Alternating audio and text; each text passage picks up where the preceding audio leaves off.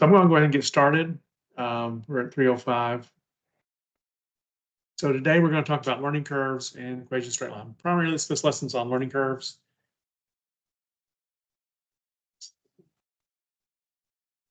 Okay, so the origins of the learning curve, and this is an important concept. I want to mention this important concept if you're going to take the certification exam.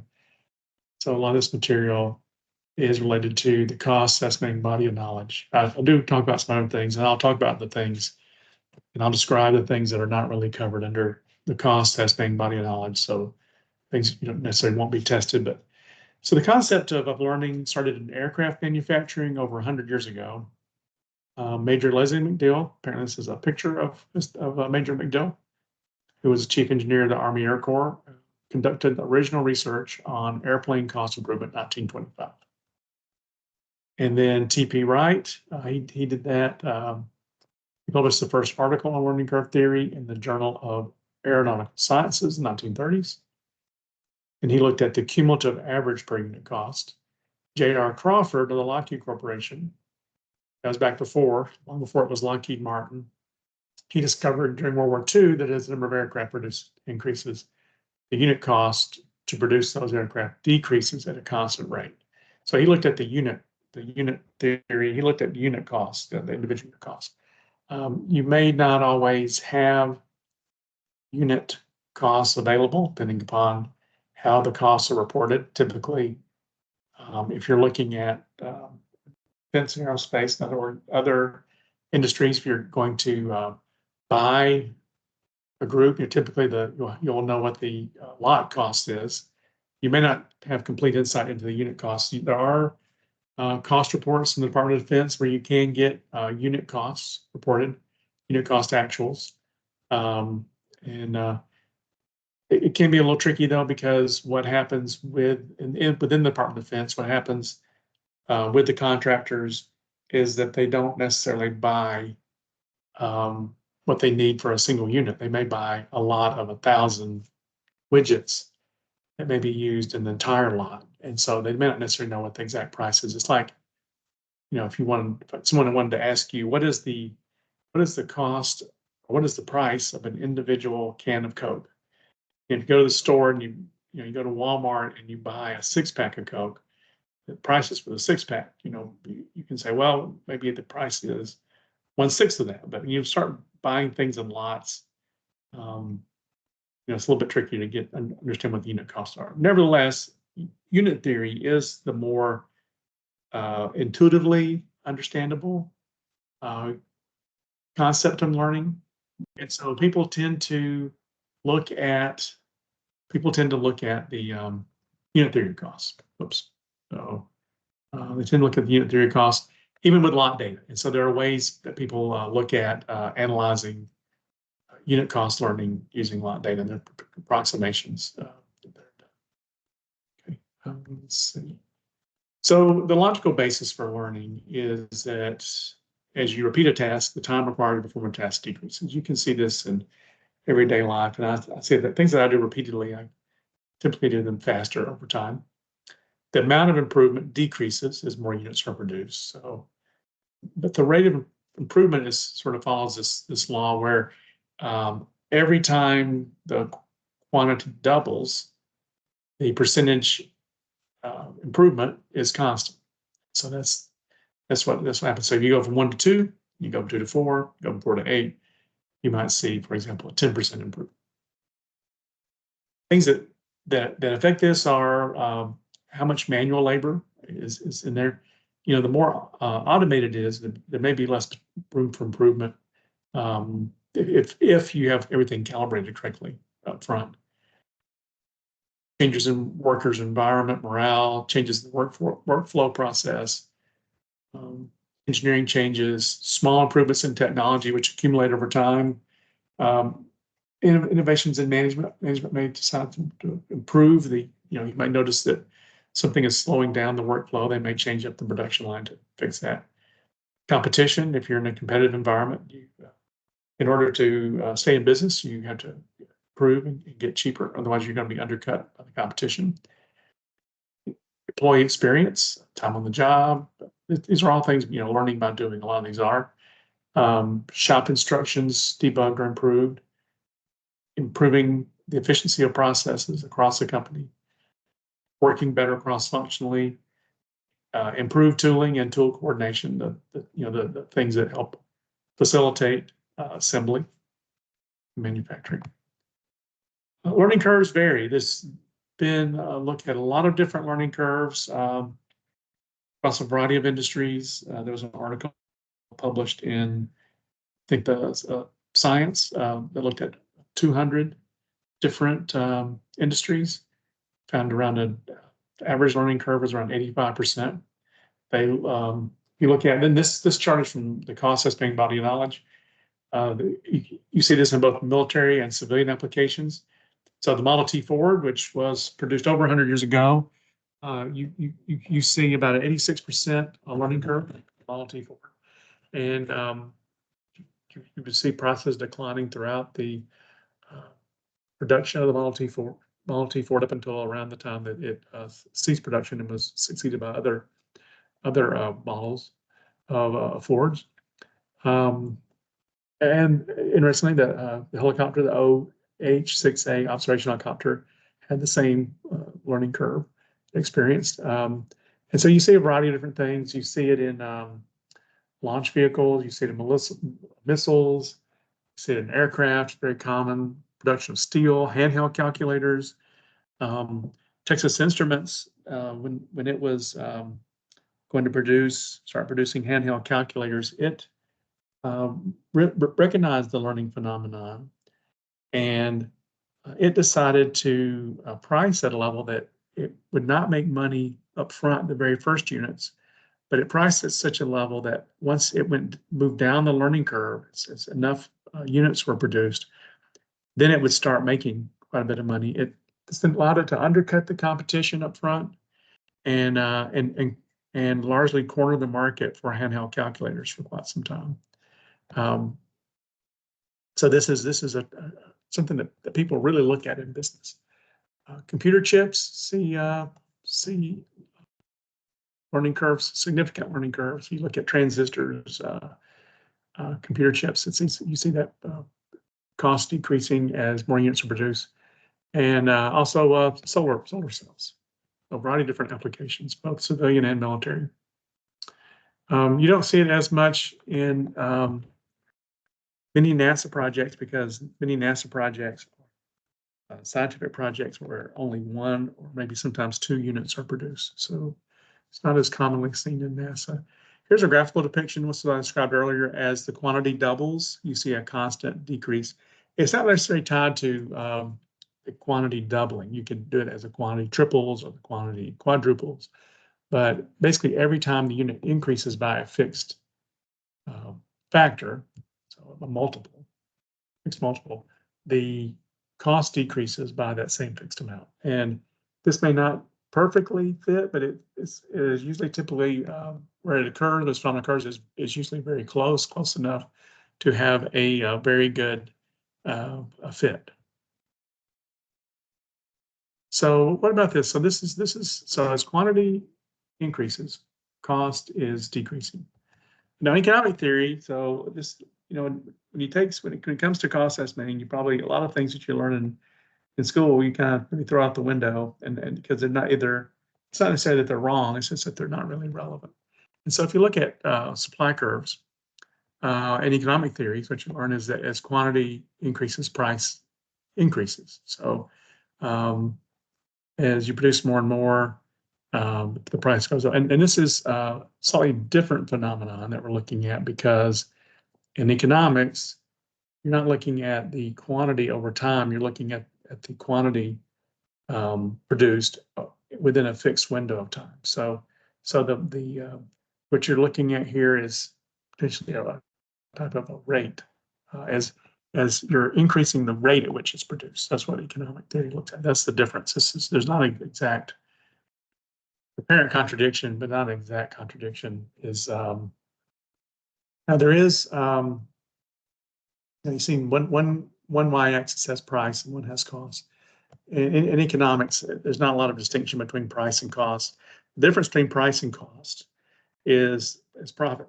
So price is equal to cost. The cost that it takes to produce a unit plus the profit. And that's what the price is. So if what does it cost? So if you look, for example, if you look at what does it take for Wrigley to manufacture a stick of gum, right? And that's going to be less than what they charge you for a pack of gum, right? Because that's how they make their profit. So that's the difference between the two. But in economic theory, in a competitive market, price is basically the same as cost. What they convolve into the price is the opportunity cost of doing something else. So there's a nominal profit kind of baked in to economic cost curves. So in economics, cost and price are largely synonymous. Okay, so a lot of things I've already said. So learning curve slope downwards.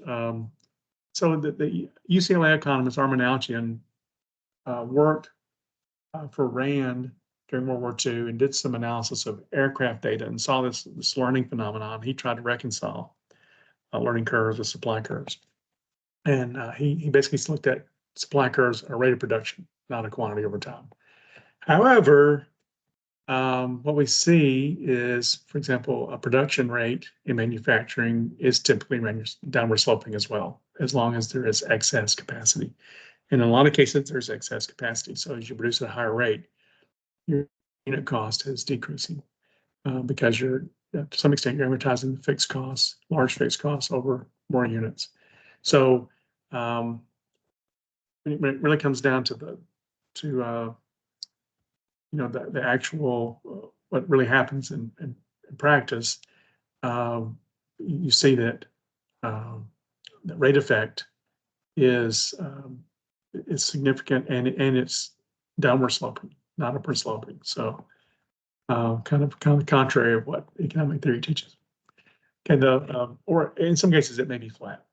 The learning curve model. So this is this power form equation. Y is equal to A times N to the B. Where Y is cost, A is the first unit, sometimes called the theoretical first unit, because, like I said up front, we typically don't capture, or it's difficult to capture, what the true unit cost is. Do lot purchases, both at the government level, and then the contractor is buying lots from subcontractors. So really, you kind of have to tease out what that first unit cost is, sometimes called a T1 or a TFU, theoretical first unit. N is the quantity, and B is the degree of learning.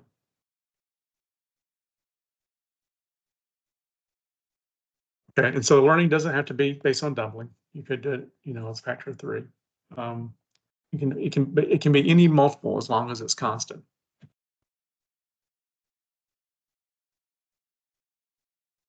Okay, here's some learning curve concepts. So this is something you need to know for the exam. So unit theory is based on the red box, which is Y equals AX to the B. And cumulative average theory is based on the red box, which is AN to the B. They're both the same equations, just what the N or the X means is different. In unit theory, X is a single unit. In cumulative average theory, the N is the total, the cumulative number of units produced. So AX to the B in unit theory is, if X is 1, that's the first unit. X is 7, that's the 7th units. In cumulative average theory, if N is 7, that means that's the cumulative cost of N units, right? So the cumulative average cost of N units, because the total cost of N units is A times N raised to the B plus 1. That's the total cost. So, and then you can look at what the cost of a lot is, and just by doing the different things, and you can in unit theory, if you were to take the cumulative total cost of N units, you would have to, if you wanted to get A, what the first unit cost is, you have to kind of integrate and do the equation down there on number 6. Okay, and these are the kinds of things you might need to know for the exam. A typical exam question on learning would not say, okay, I've got unit theory. I've got I have a learning curve slope of this. I've got a first unit of this, and what is the cost of the 7th unit? Typically, it'll make you do a little bit of algebra. It'll give you the cost, and it'll give you two of the other three factors that are on the right, A, X, B, will give you two of those three and ask you to solve for the other. So for example, it give you the cost. It'll give you the cost is $100 million. It'll say X is the seventh unit, and this is the learning curve slope. What is the first unit cost? So you have to divide Y by X to the B, and you solve for A. Okay. So how do you calculate B? What is B? So if S is the learning curve slope, so let's say 0.9, then B is log base 2 of S. That's in terms of the doubling. Okay, but typically what you do is you take the natural logarithm. So that would be the natural logarithm of the slope. Okay, yeah, log base 2 is not on most hand calculators. I think you can probably, I don't know if you can do it in Excel or not. You can do natural log in Excel, that's ln. You can do log in Excel, log, that's log base 10. So it's typically one of those two. It's easy to convert from one base to the other. And so typically what you see is B is the natural log of S divided by the natural log of 2. So if S is your learning curve slope, which would be, say, 0.9, say if I have a 90% learning curve, then B would be the natural log of 0.9 divided by the natural log of 2. That's how you would calculate that. Okay, so we talked about learning curves. It's the B value is normally a small negative number between -1 and 0, typically above negative point, between -1 and -0.5, but you know, we're missing. So if you have a learning curve slope of 85%, so the learning curve slope of 85% means that every time the quantity doubles, the cost decreases by 15%. And the B value would be the natural log of 0.85 divided by the natural log of 2, which would be -0.234. You could also do it as base 10. The key thing is to use the same log in the numerator and denominator. Don't mix the natural log. And this log here, the log, is log base 10. Are there any questions so far?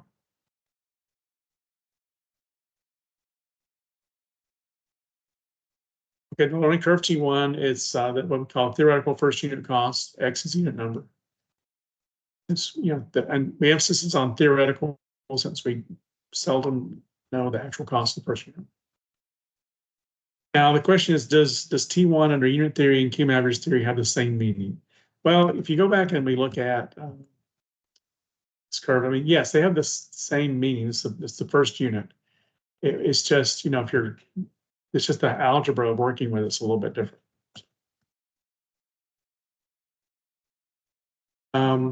So if you look at the unit theory, so the total cost unit theory, so if you look at y equals ax to b, x is and so x is say 10, then y is the cost of the 10th unit. So if you want to actually sum up and get the total cost of the 10 units, you have to kind of add those up. And a quick way to do that is to look at the area under the curve. So if you had a lot from N1 to N2, then you would have, basically you would integrate under that curve, integrate over that curve. So A from N1 to N2, the integral of X to the B.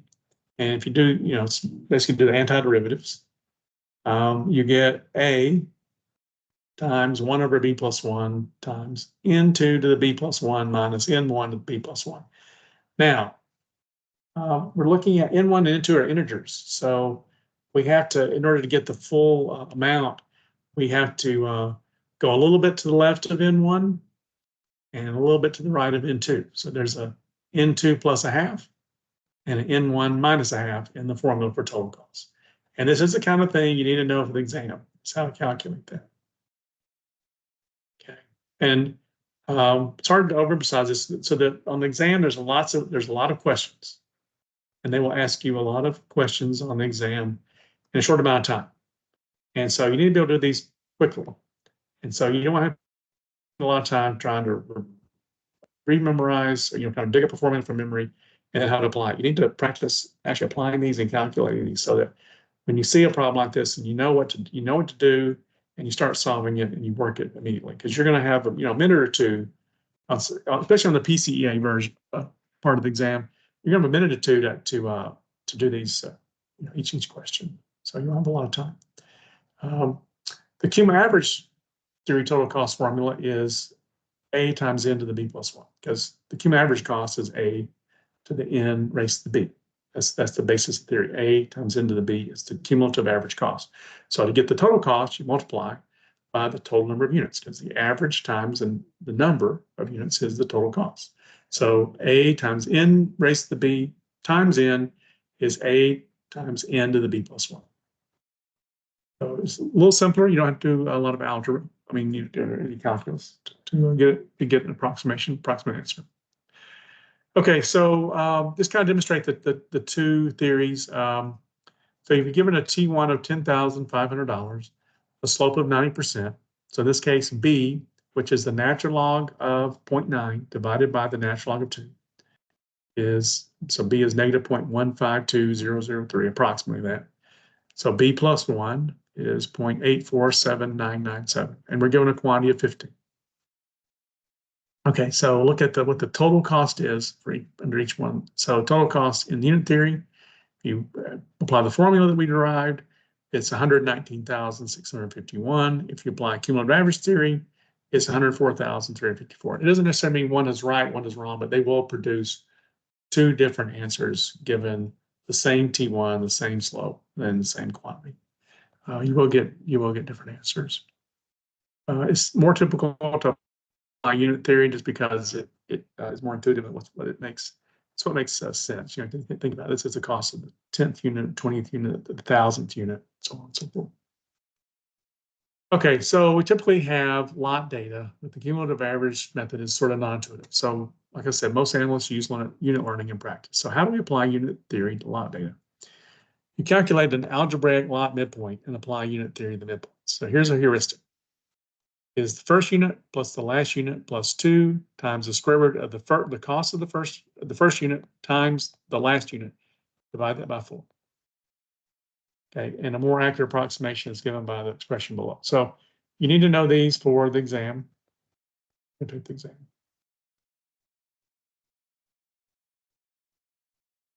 Well, I have one example. So given a lot whose first unit is number 50 and his last unit is number 100, the simple midpoint is 75. The algebraic lot midpoint is, by the heuristic we had before, 50 plus 100 plus 2 times the square root of 50 times 100, all that divided by 4, and that's approximately 73. Note that the algebraic lot midpoint is always less. Okay, this is wrong. Okay, I've got a typo here. The algebraic lot midpoint is always less than the simple midpoint, right? So there's a typo. So the algebraic lot midpoint, in this case, 73 is less than 75. That's the simple midpoint. And that turns out to be always the case. And that is something you will be tested on the exam. That probably will be a question on that on the certification exam. Okay, so unit learning with unit data. Here's an example. So you have the cost of the first 5 units. Why not just fit a straight line? Well, if you fit a straight line, you would pretty quickly get down to 0. You know, your cost will be decreasing, continue to decrease at a linear rate. And eventually you'd get down to cost of 0 and a negative cost. Well, you can't have that. Okay, but if you look at a log space and you fit a power equation, linear regression, take log transform, and that log transform works fine for really close data. You see that with learning for small data sets. The first several units or first few lots that you look at for learning, you're going to see very close fits. In this case, for example, you see on R squared, a 0.9656. R squared, if you're not familiar with regression, and you'll learn a little bit more about this in the economics and statistics lesson that David Byron will teach.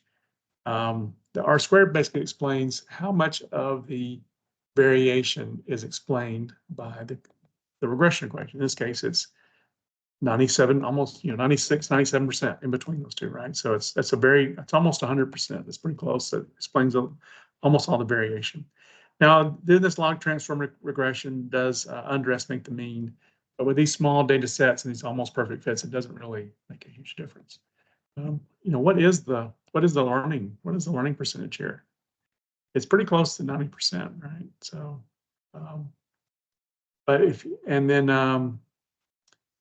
So, if you were to look at the, so negative 0.166, and remember what we said, the way to calculate that. So you can take S equals 2 to the B. So whatever your B value is, you can raise it. You can take that and say 2 to that power, and that will be your answer. So for example, if I calculate, see, so if I calculate 2 raised to the, I get 0.891, 89.1%. So in this case, the learning curve slope is 89.1%. Okay, it's all based on that exponent. And then here's unit learning with lot data. Here's an example. So using the lot midpoint heuristic, we have units 2, 3, and 5. We have lot 1, 2, and 3. And we take the lot midpoint heuristic. And we get a really perfect fit. The negative 0.24 is our exponent. And if you take 2 raised to the negative 0.24, you get 84.7%. Okay, we talked about learning. Let's talk a little bit about learning versus rate. You won't be tested. There's not a lot in CBOC on rate. It just says that what's been studied over time is not very consistent, doesn't show trends. As rate changes, cost also tends to decrease, especially in a situation where there's excess capacity. And U.S. businesses tend to have excess capacity, especially defense and aerospace firms. You see this a lot because that typically just depends on the product and the project.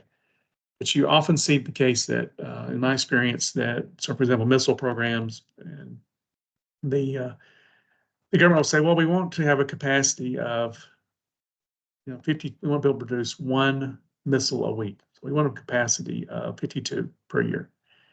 And so the contractor goes out and builds a factory that can produce 52 missiles a year. And then what happens? Does the government buy 52 missiles a year? Well, sometimes, but a lot of times what will happen is, the situation is there's always more projects chasing dollars than there are dollars. So there's always a need for additional funds. So one way to scrape up funds to do other things is to reduce production. So for example, instead of producing 52, they may say, well, if we only produce 36, let's say the missiles cost, $10 million each, then, we've freed up $160 million we can spend on something else. And that's what happens sometimes. So you typically see excess capacity, for reasons like that.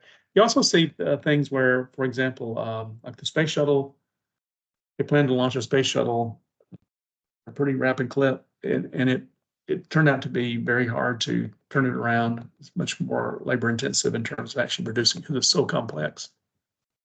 And the environment was pretty harsh in terms of, entering orbit, re-entering Earth's orbit. So it's, hard on the, and they needed to be extreme reliability to protect human life. So, things need to be checked out. So it really slowed that whole process down, but they were geared up to produce, to try to turn things around at a higher rate. So there was excess capacity in the shuttle program as well. And you saw Richard Webb at NASA has done quite a bit of work on this. And, where you see this excess capacity and you see significant rate effects. The rate effect can be modeled as y is equal to a times n to the b, and then that's learning.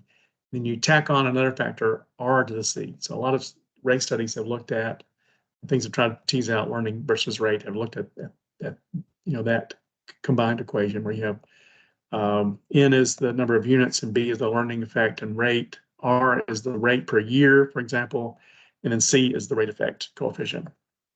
Some studies show little rate effects, but I think a lot of it has to do with the fact that they're looking at lot data, and they're trying to treat lot data as a proxy for production rate, and you might see small changes in production, and the quantity and production lots over time. So it's just not enough a variation to tease out that effect. Thad did a very in-depth study that looked at fixed costs and variable costs and built it up using a lot of detailed data, and they found a pretty significant rate effect. Now, their rate effect was not truly holding time constant.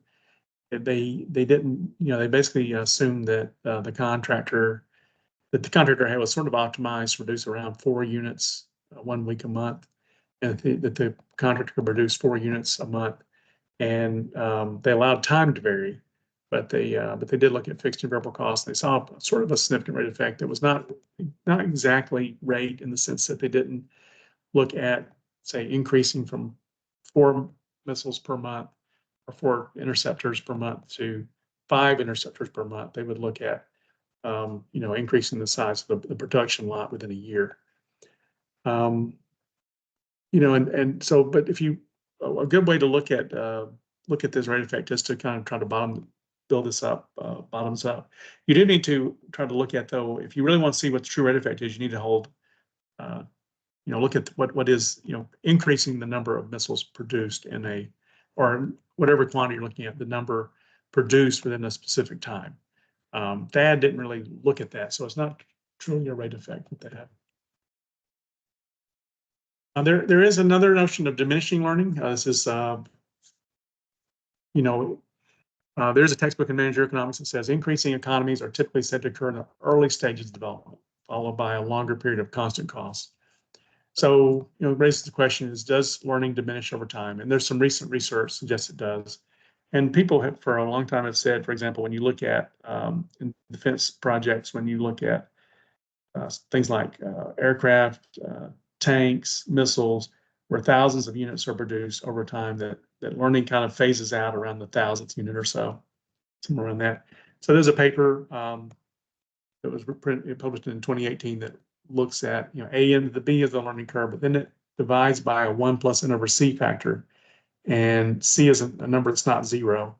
And, that's kind of a learning decay factor over time. And there's some empirical evidence that supports the model. It provides a better fit than just, using unit theory on its own. However, it's a counterpoint. Learning can last for decades. So Swanson's law has to do with the module cost of solar voltaics. And so starting in the 1970s, going to 2014, and you look at the cumulative module shipments and the module cost in terms of dollars per watt, it has produced a very steady decline over time. I think that's a learning curve of around 76%. And it's not really kind of flattening out. I mean, this data is about 10 years old, but as of 2014, it was actually kind of accelerating. It was underneath the trend. So it was decreasing even more than at a 76% learning effect. So you can see this. This is due to my friend Doug Howard, and it's also mentioned in his book, Hypernomics. I recommend you go out and look for that on Amazon or BarnesandNoble.com. Okay, determining slope when given data is rate of change perspective. You could look at, okay, the cost of unit 20 minus the cost of unit 40 divided by the cost of unit 20, which is rate of change. You look at the slope of rate of change. And you can see that from 20 to 40 that the cost decreased by 15%. The equations of straight line is just y equals mx plus b. Actually, a straight line technically in terms of math is y equals mx. This mx plus b is sometimes called an affine equation where you have this b factor. M is the slope, y is intercept. The slope-intercept form equation. The slope is just the rise over the run. Okay, and then if you look at the graph, is it's the slope. So the top graph is the slope negative or positive. Well, as the quantity increases, the cost is decreasing, so it's a negative slope. Bottom graph, as quantity increases, the cost is increasing. That's a positive slope. So it's just you can calculate. Okay, and then I'm not going to go over this, but this is an interesting exercise. I would recommend you work it out. Try to work it out. This is from Sam Cook came up with this. He was actually based on something that he had encountered at work, where there was a change in the learning over time. Given that the slope changed in a specified quantity, the learning curve slope changed, what is the impact on the total cost? Okay, so it just kind of goes through that, but you can, I recommend that you work that out. So I've gone through a lot of material in a pretty short period of time. Any questions, any comments? There's a lot of things. The diminishing learning you won't see on the exam. Split learning you probably won't see on the exam. This is probably a little bit beyond, but if you can solve this kind of problem, you can solve most any kind of problem that you'll see on the exam. The split learning type of equation. You won't see much about the slope of a line. A lot of this material is not from CBOC. You won't need to worry about this. They may or may not touch on rate on the exam. I doubt they might touch on that. But you need to understand how unit theory works, and you understand how cumulative average theory works, and how to apply unit learning with lot data. A key thing to know is that the algebraic lot midpoint is always less than the simple midpoint. So make sure you know that. You know this lot midpoint heuristic. I don't know that the more accurate approximation appeared in the exam, but I think the lot midpoint heuristic is probably what people often use. And I would also want to know, recommend that you know and understand everything on this page and how it's derived and what the differences are between unit theory and cumulative average theory. And work through and make sure you understand how to derive this. It's just some relatively simple math.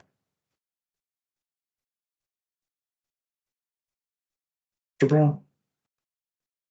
And make sure you understand kind of the overall concept as the quantity doubles, the cost, either the unit cost in unit theory or the cumulative average cost in cumulative theory decreases by a fixed percentage. It's not a fixed number, not a fixed dollar amount, it's a fixed percentage. And so a 90% slope means that there is a 10% reduction in cost every time the quantity doubles.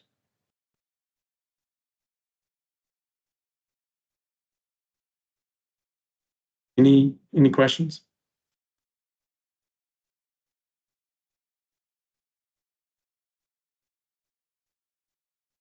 Okay, well, with that, we'll end it for today. And remember, next week, it's the same bat time, same bat channel. Don Kimenow from our chapter will be teaching training on inflation, escalation inflation. That topic is kind of tied together. It's not just the changes in the consumer price index or the producer price index over time. It's also looking at how to normalize data for the impact, the tendency for prices that increase over time. And so when you're looking at $100 million in 2001, it's different than $100 million today, right? Okay, so and then after that, there will also be an earned value management lesson, and then economics and statistics. So let me see. I'm going to try to bring up I'll close this out. Try to bring up the training. You see the training schedule.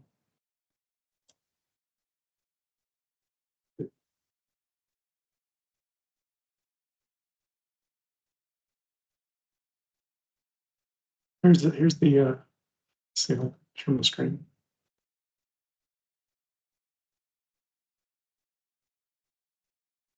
Okay, so like I said, you have the lessons that are left. There's inflation on April 9th, earned value management April 16th, and economics and statistics on April 23rd.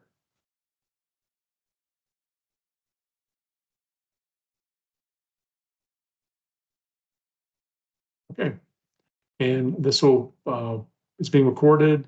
So after this is over, we'll post this on our YouTube channel. All right, thanks everyone for your time and attention. Hope you found this helpful.